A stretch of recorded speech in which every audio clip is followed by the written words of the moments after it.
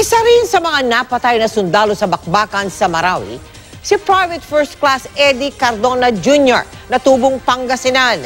Hindi raw nabunot ang pangalan ni Cardona sa mga sundalong isasabak sa gera. Pero nagboluntaryo siyang sumama para maipagtanggol ang bansa. Nakatutok si Yasmin Gabriel ng GMA Dagupan. Bata pa lang pangarap ng maging sundalo ni Private First Class Eddie Cardona Jr. mula sa Barangay Godoyen, Santiago Island, Bulinaw, Pangasinan. Kontra ang kanyang lola sa pangarap ni Eddie dahil malalagay lang daw sa peligro ang buhay ng apo. Pero itinuloy ni Eddie ang kanyang ambisyon hanggang makapasok sa hanay ng Philippine Marines.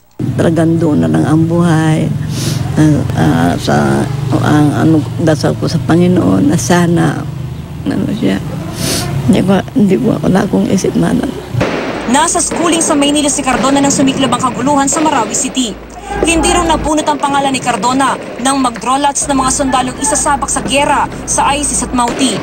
Pero ayon sa kaanak nito, nagpumilit daw si Cardona sa kanyang commanding officer na isama siya sa mga magtatanggol sa bansa.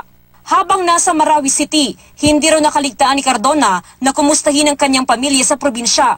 Regular din siya nagpapadala ng larawan para mapanatag ang kalooban ng kanyang pamilya.